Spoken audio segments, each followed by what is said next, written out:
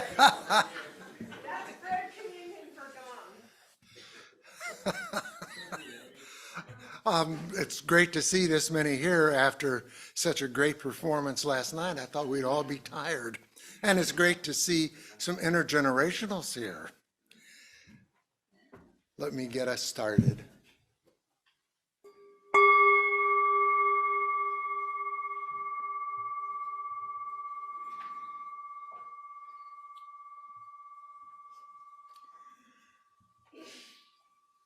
As I ring this bowl, at this, what's probably the busiest time of the year for almost all of us, try to clear your mind and just relax and give yourself over to this intergenerational service. Thank you. What we'll do now is something a little different. We're going to sing the prelude, and it's number 100 in the Gray Hymnal. And just to make it a little tricky, we're going to sing verses 1, 2, 3, and then jump to 6. There will be a short quiz after. So, yes, go ahead, Michael.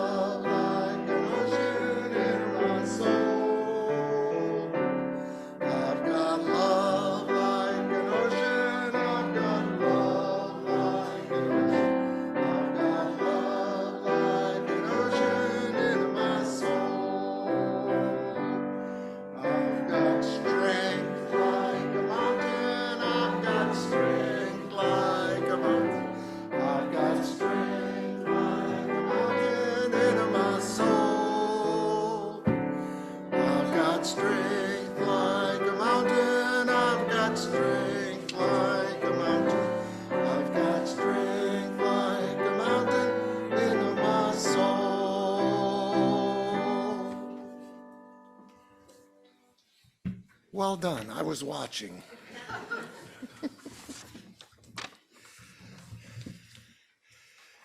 I have one announcement and one other one that I choose to make. Number one, be sure to buy your tickets for the soup supper on December the 8th. Get your $20 bills ready for after the service. That's kind of cryptic, but I think I get the point. And there's a notice out there on the whiteboard. We need some volunteers for our Sunday morning services. Volunteers in the simplest form, it's greeters and coffee makers. Well, the coffee makers are really important, so please let's not skip that. So now, welcome to the Unitarian Universalists of the Chester River, where we seek to inspire, inform, and support all who seek spirit and personal growth and a more equal and just community. If you haven't noticed, today we welcome our young people into the sanctuary for this Thanksgiving service. We can now move to the chalice lighting, and we have some different words in the order of service, and as Sue will read and I will light. If any kids want to help light it, they are welcome to too. We'll see what happens. Okay. Okay. Thought I'd ask. You're going to get asked a lot more times, so at the end of the day, just make sure you've done at least one thing, and bringing bread in will count. So good morning and welcome. When we say intergenerational service, it's not just that they're the intergenerational folks. We have folks over a wide range of ages. I do not see Cynthia here, so we can't claim 101, but we literally span many decades, and we learn from one another when we do things just a little bit differently. So I'd ask everybody to read in their order of service our chalice lighting words. We light our chalice as a symbol of gratitude as we celebrate the abundance of our lives together. May we be grateful for the ways we nourish and uplift each other, for it is the sharing of this hallowed time together that sustains us. So now we have hymn. We're going to sit at the welcome table, and for folks that were here last year, after this hymn, it's all going to be sort of stories and games in a weird way. But we last year talked only about being a table, how we share a table. We remember different things in your life. So as everybody thinks about special tables in your life, we have different stories today. Please rise for hymn number 407. Any special instructions or? Just remember, this is a quick, robust, happy song.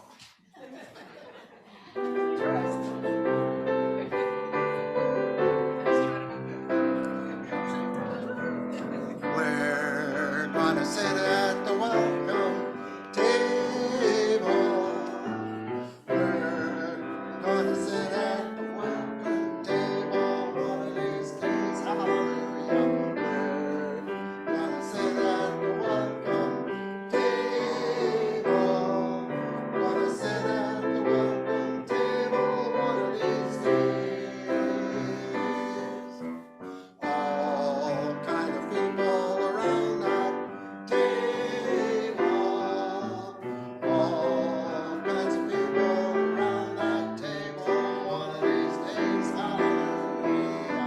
All the people around that table. Gonna sit at the welcome table one of these days. No fancy stuff at the welcome table.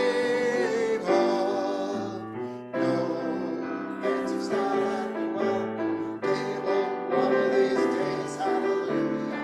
No fancy style at the welcome table. Gonna sit at the welcome table one of these days.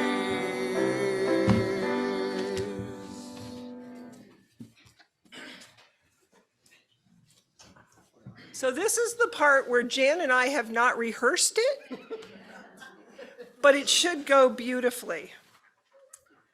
So we have 2 gift boxes today. So Jan, could you go get the bottom gift box there? You can keep your second microphone. Go over here with our folks. Totally unrehearsed, I promise. So this is a box. We have 2 different boxes we're going to open here. This one is called Things I Don't Have.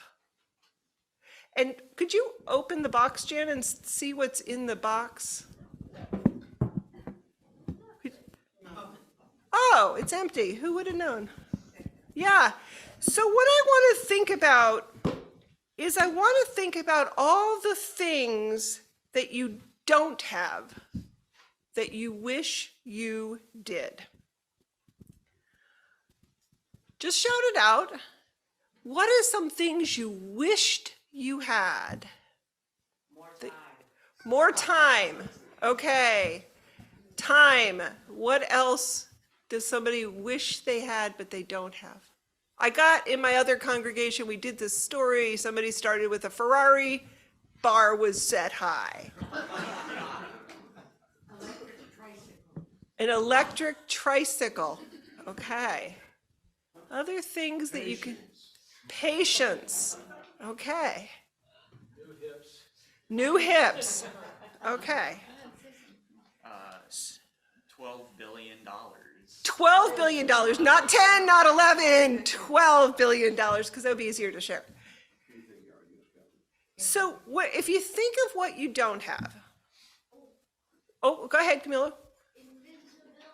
Invisibility. Invincibility. Invincibility. Okay. So if we think about what we don't have, we start from a place of what's called scarcity. We start going, I wish I had this, but I don't. Maybe I could, maybe I couldn't. But we start with an empty box, and we're always wishing there was something in the box. I'm not saying everybody is. That's called scarcity. So Jan, do you see another box in the room? I do. Would you want to go get that box? I could. You could. I hate to leave that one. That's the exact shape of the box that my children looked for at Christmas, and they always knew that that one has the best gift in it. Don't ever open a shirt box first. Yeah. So this box you'll see isn't very fancy because I couldn't find other boxes. The ribbon is just something I had, but maybe we could get a little help from a friend. Why don't you open that? You can help with this. Take off the top. What do you see in that box? Ribbons, bows. Okay, what else is in there? Just sort of pull the ribbons and stuff out. Pull them out as a big. What are some of the things that it says there? One of them says favorite toy. A favorite toy. So how many people have a toy that you really like already? Adults, you can use your imagination. It may be the book that you read over and over. What are some other things that we sometimes start with? So some of the other ones say phone, food, and health. All right, health, in varying ways. So when we start with a box that's full, and these are some of the things that we could say, all the things we have, we are grateful for. How many folks, we're going to do a different exercise in a minute on gratitude. It's a little bit different. But what are the things, before you even think about what you don't have, just shout out some things you do have. Because invincibility, little hopeful. What are some things that you have today? What's the starting point? Friends. A home. Peace of mind. Loving family. A truck that still runs. A truck that still runs. Start where you are, because what I want to think about, let's do maybe two more. Life. We're all here, we're all breathing. What else? Gratitude. So what the word for that is abundance. When we start with a box that's already full and we don't start thinking we don't have stuff or that we're worried we won't get stuff, and scarcity is also, I'm worried I won't have enough, there'll never be enough. Abundance is sort of going, somehow I don't know what it's going to look like, but there will be enough. So as we go through the morning, scarcity, abundance, and a good hand for Jan for playing along. I feel like Vanna. I'm just going to leave it right there. There exists nowhere I could go that would be a good idea right there. One of the things we do, we're going to put those aside, maybe put those over there. We've got a few more adventures to take today. Not too many, but a few more. One of the ways that we have church together, this is our quiet time. This is going to be a time where we center ourselves, and we do this every week. Sometimes the adults do it with words, but today we want to do it with music. So I'm going to ask you to be in your quietest mode and find number hymn 352. And how many times, Jan, do you want folks to do this?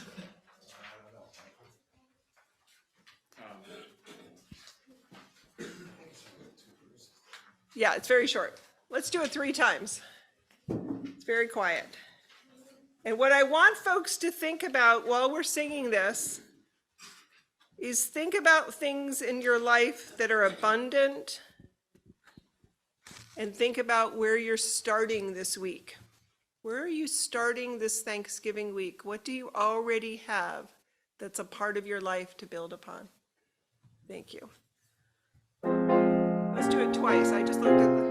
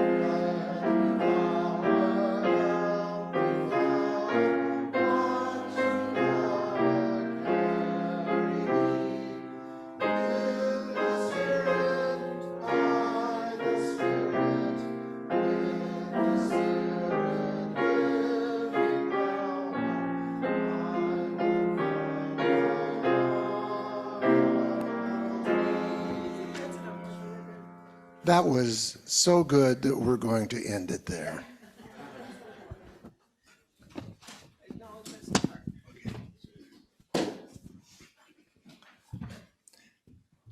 After that very thoughtful hymn, we now move on to acknowledgments of the heart. This is your opportunity to share joys, concerns, things that are weighing either heavily on your part or great joys. Come up here. I will have this microphone, or you can step right up to the podium and I'll light the candle for your shared joys and concerns.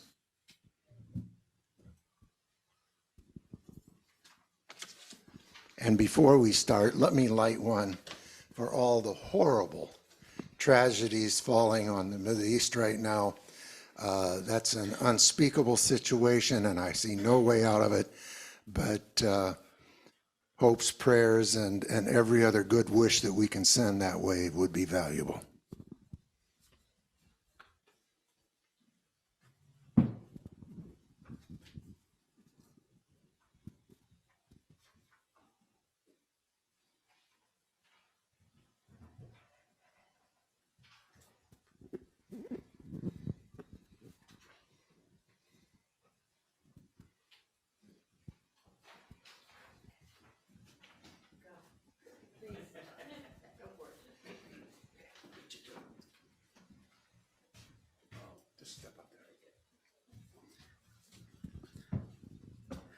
I know many of you were here last night, and if you weren't, I just want to say that you missed a wonderfully present. It was like an autobiographical musical presentation by Philip, and it was very moving and just a wonderful evening.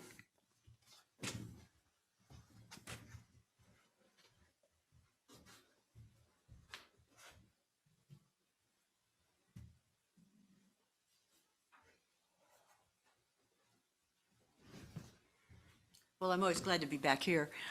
But this is a trivial little thing, but I have a daughter who lives in Colorado and I have one who lives in Maryland, and they rarely see each other.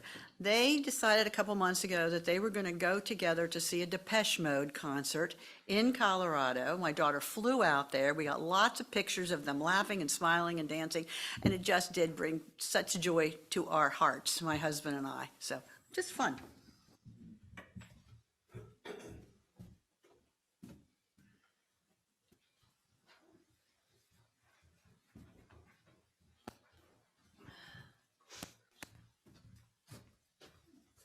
I'm just very excited to share that on Friday, the day after Thanksgiving, Chestertown has the Christmas parade, and this year Santa and Mrs. Claus are both Latino. So Freddie is going to be Santa, and Marcelina is going to be Mrs. Claus.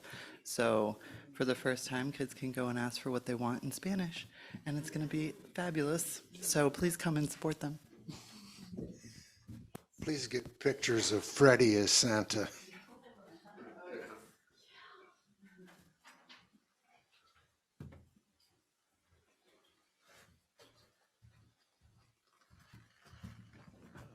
So this is a bit of a joy for me this year, I guess. So the holidays are always, for many of us, I suppose, a time when you have to make decisions. Where are we going to have this dinner? Which one of my children am I going to go see? Which one don't I love as much? But this year, my daughter is having her dinner at 5, and my son is having one at 1. So I'm going to be able to go to 2 Thanksgiving dinners and be with both of my children this Thanksgiving.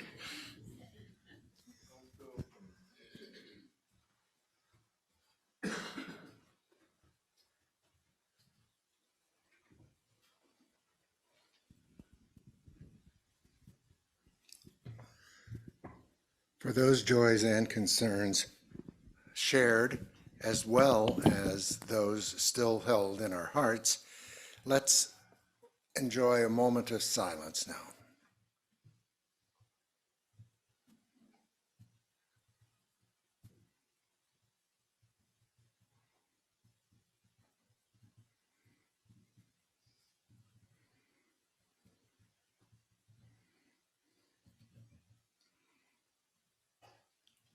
Blessed be.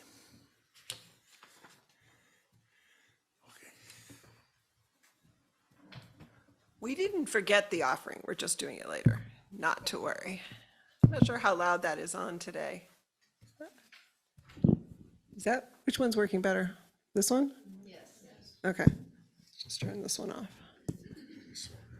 Yeah, I think so.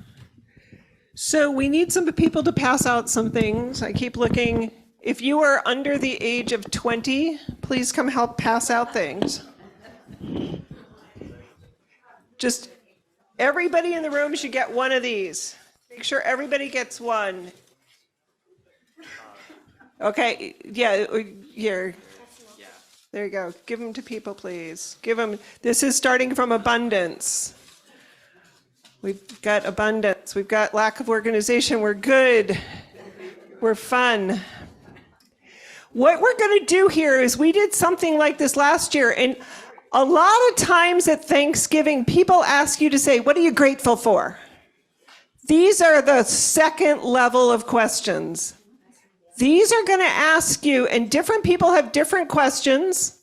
We're going to break into pairs. We would encourage people under 20 to pair with somebody over 20 if you would like, or you can do it yourselves. But here's some of the questions that are out there. Yeah, and if there's too many questions, it's fine. There's 6 different questions, and everybody has different assortments. Pick the one you like. If you don't like the one you got, just tell Jan it's his fault. Here's where you can put extras. You could reject your question, but that would be just not very energetic. So here's the questions that are out there. Just so folks know, we're going to pair in a minute. Describe something lucky that happened to you last year and how your life improved. Talk about a special favor you received, or a talent you have, or someone you know who makes your life better. Something that you use that other people take for granted, and something that makes you happy. So does everybody have a question they can live with? Does anybody have a question they just cannot work with? Okay, Jean Michael, come on up and pick a different one. We're good. No, I got confused. Okay, so everybody find a partner. Take about 2 minutes each. If you need to hear a little better, you can step into the foyer.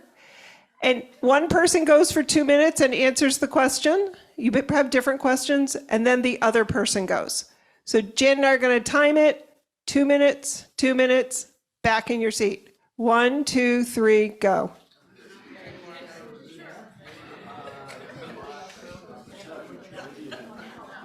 Let's go get one. Let's have fun.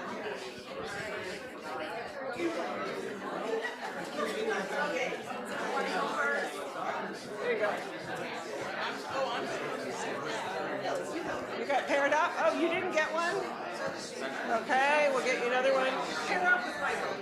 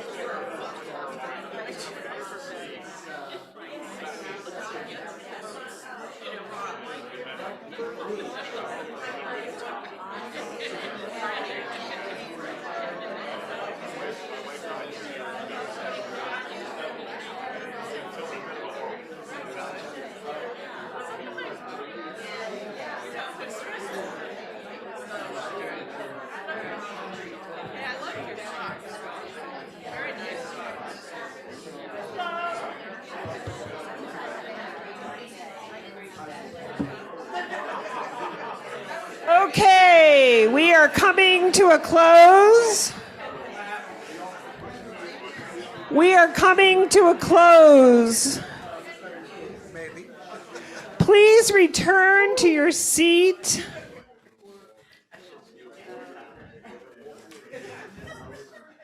So, what I'm going to ask now is two questions. We're not going to go through all your answers.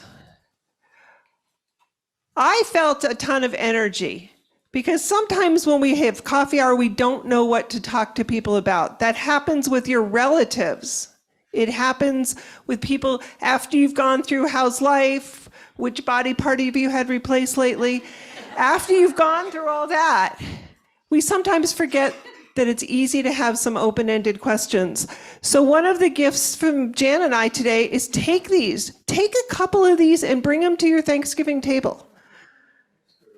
Email people. If you're going to be by yourself, some people are by themselves, because conversations flow. But I will give an award at some point for the funniest answer that came up.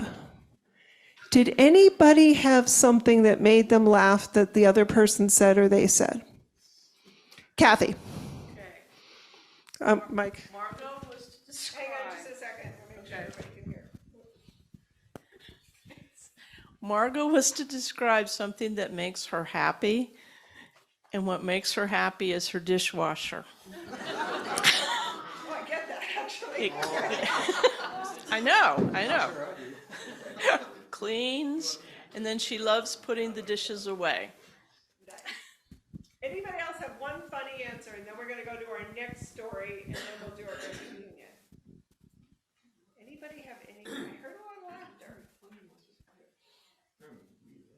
I like the question. question, describe a special talent you have and how you use it. Can I have the mic, please? Did anybody get that question? On talent. Lynn, Jane had it? Did you have a talent question? Yeah, she did. She had that question.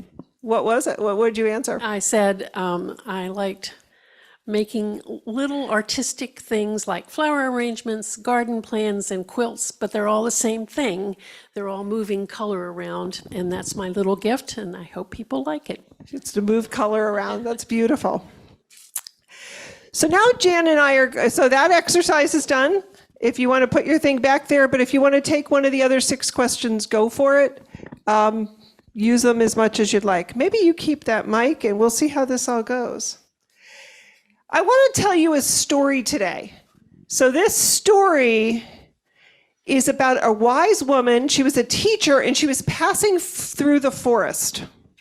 And there among the leaves, she found something shiny. Well, where she lives in the world, this is very, very valuable gem.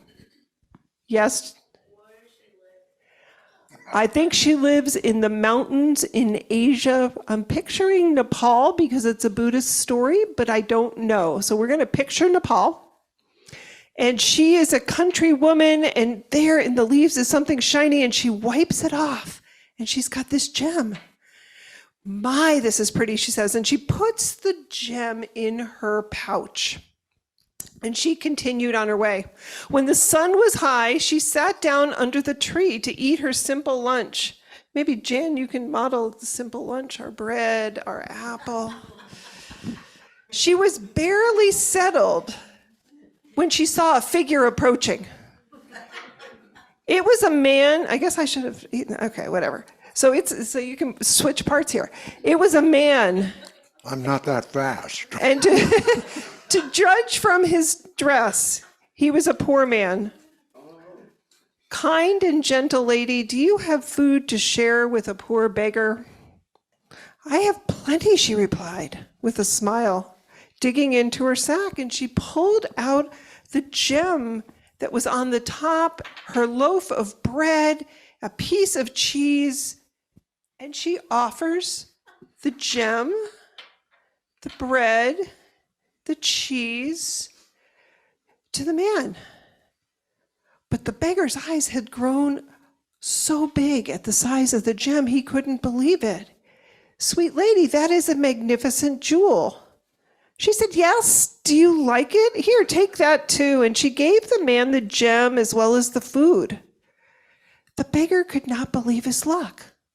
He wrapped the gem up in his cloak and scampered off. And scamper. I don't have a scamper.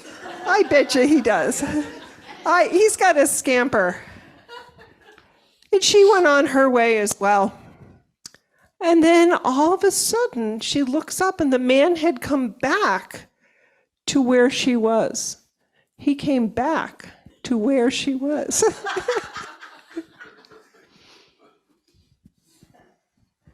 And he gives the woman back the jewel. Wise woman, he says, may I give this back to you? I don't want it. Well, what do you want? She asked. I want whatever it is that allowed you to give it away. Generosity is my guess. Generosity. So we're going to have a little talk about that generosity. Because at Thanksgiving, I think we're good. I'll do the message and then we'll do the offertory and the kids will go back. So I'm going to talk for about 2 to 3 minutes, and then our helpers with bread communion will go back and we'll do the offertory then. So what I wanted to talk about today is, I can't figure, something's screwed up with this mic. What I want to talk about is at Thanksgiving, we talk so much about gratitude.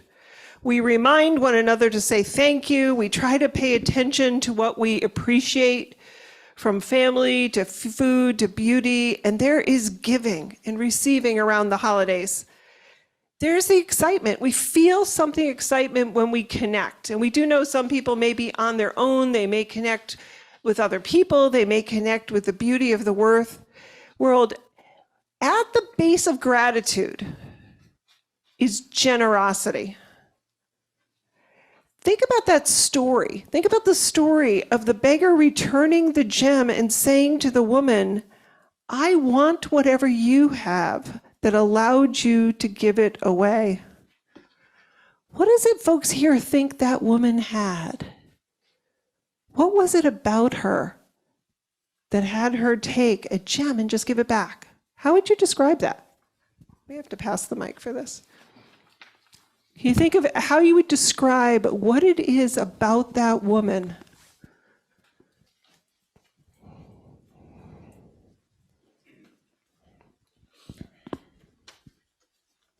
Generosity. Yeah, and what do you think? What do you think made? Why do you think she was like that? She would just give anything away. Why? What was that? She was a very generous person, Camille, right?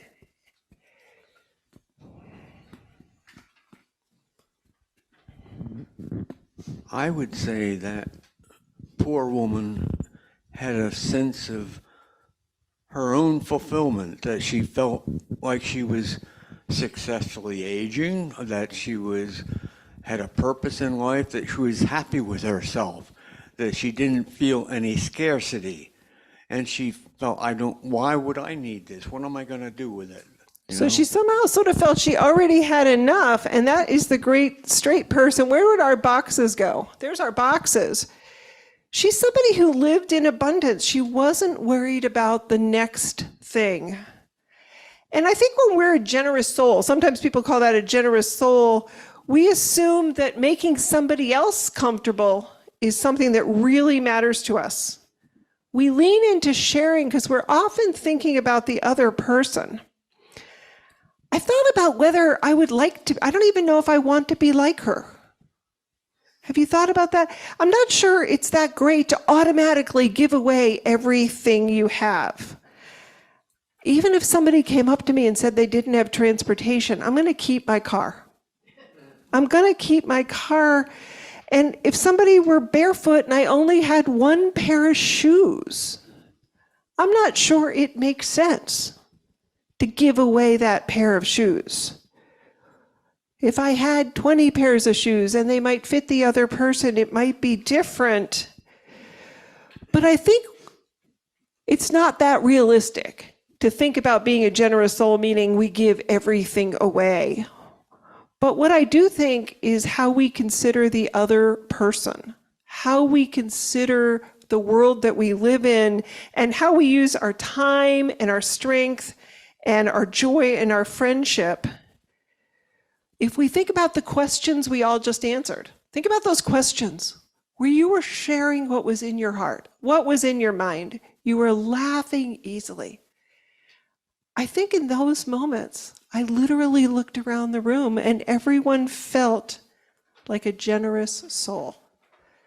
Because when we share ourselves and we're willing to give a silly answer, we're willing to be who we are and be connected, I think that woman, it's not so much that she needed nothing, but I think John had it right.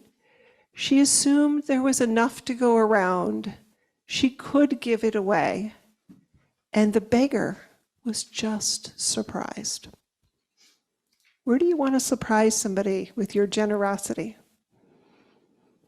We think about what we're grateful for, but where could you surprise somebody this week with your generosity?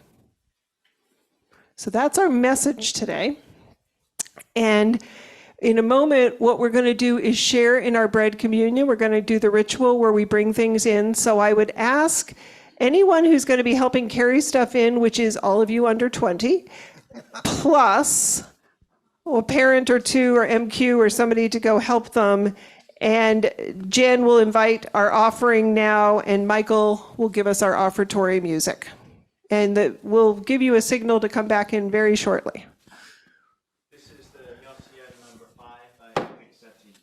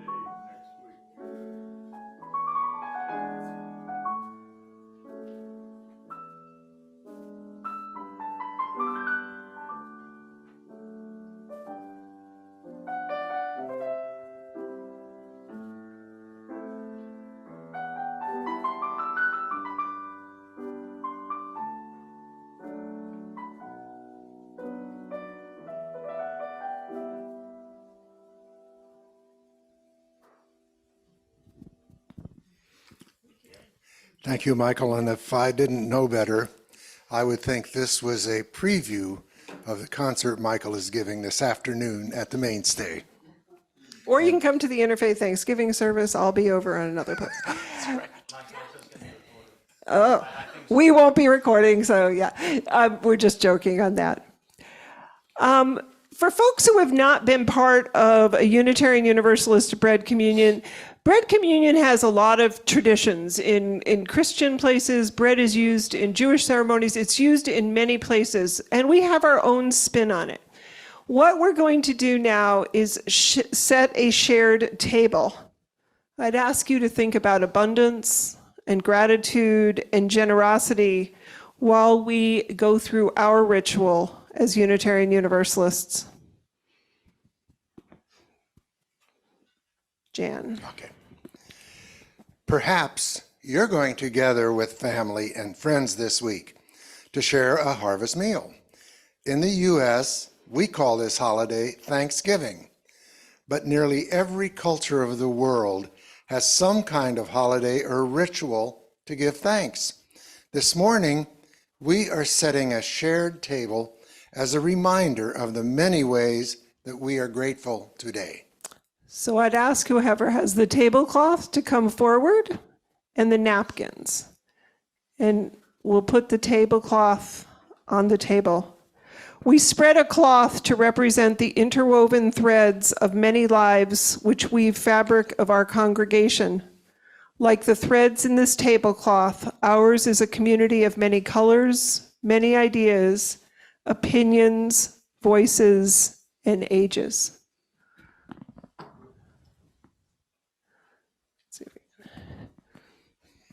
We brought, let's see, is it dragging on the other side so I don't go crazy? What do you think? Okay, there. Just, why don't we have a pile of those, Camille?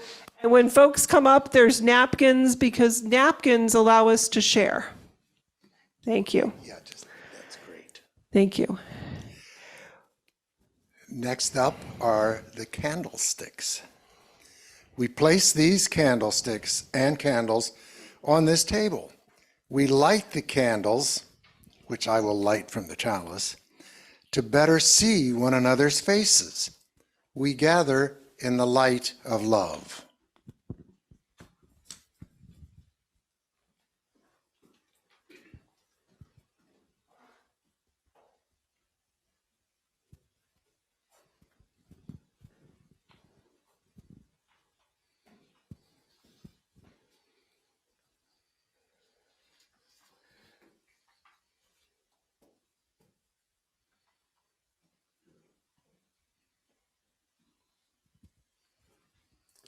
We bring flowers for the table.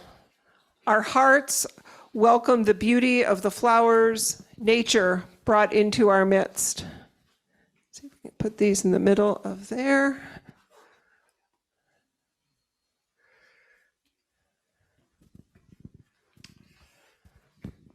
We bring apples and honey to our table.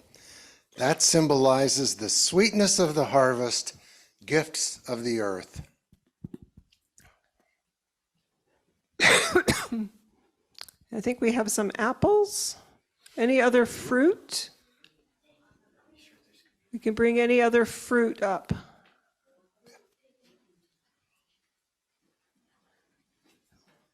It's always a juggle, Fonte, always a juggle. Thank you.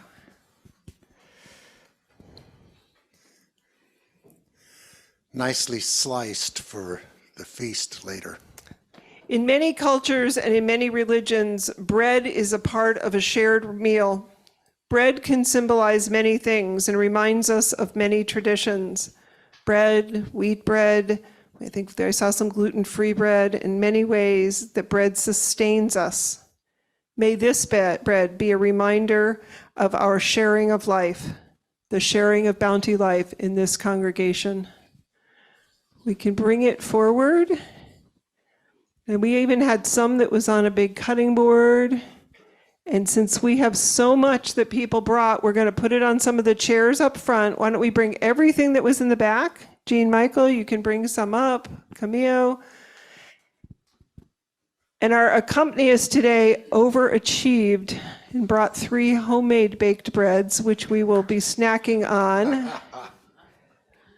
And where's the cutting board of bread? Bring all of that in. I just want to see all of this because we're going to share it. That's right. Look at the abundance. One newsletter article saying, please bring it, and it happened. I think we got 1 or 2 more things coming. Let's go. Go ahead and just keep putting it on these chairs up front. If there's more room on the table, that's fine. Fonte's got the bread that Michael baked, which we will cut right after the service.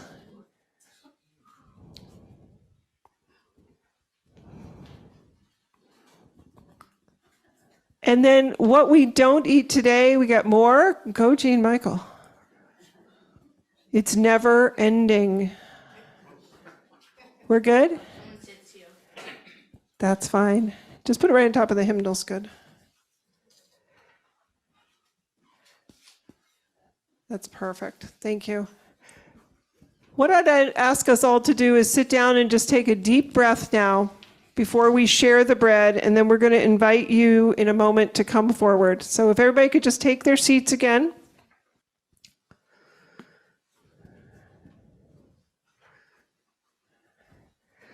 I'm going to offer a blessing, and then we're all going to sing We Give Thanks, which is number 1010 in the blue hymnal. And then everybody's going to have a chance to come up while we're still in the service and take a serving, and we're going to sit back in our seats and eat it together. We offer thanks for the bounty of this table. We thank those whose hands planted the crops and those who picked the harvest. We thank those who made the bread.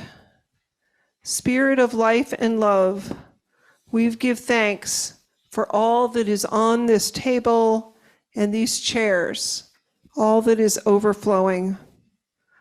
We say thank you today as a community.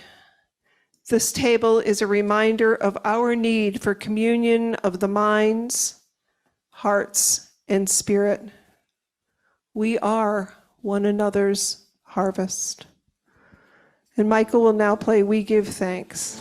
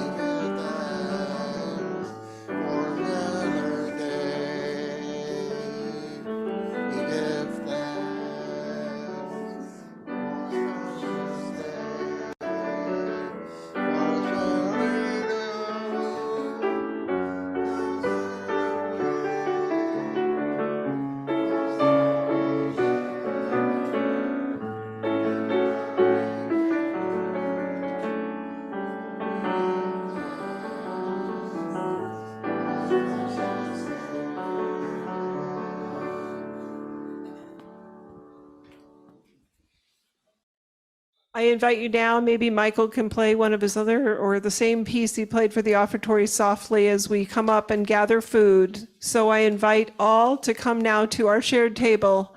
Take a serving now, and at coffee hour we can take more. Please come forward and share.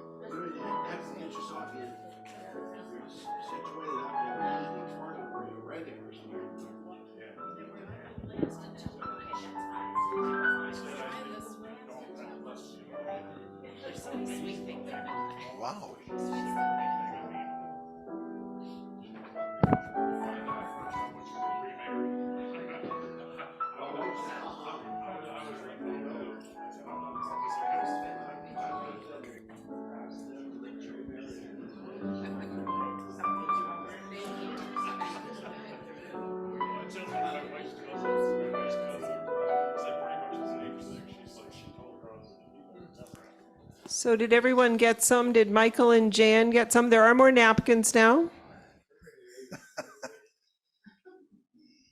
Capture this moment in your mind right now. I don't know what we exactly turn bread and fruit into, but generosity seems like a good thing to model. What it feels like when you're in a shared scenario, you're smiling, and there's energy. For all of this, we are grateful for this communion and for all who are here together. We are going to sing, and I think you just stay sitting down. We got enough food, we got enough moving parts not to make this harder than need be. Is hymn number 349, and we're just going to do the first verse, and then we'll have our closing words, and then we'll eat the rest of the food, and you're invited to take home food so that we have nothing left when we're done.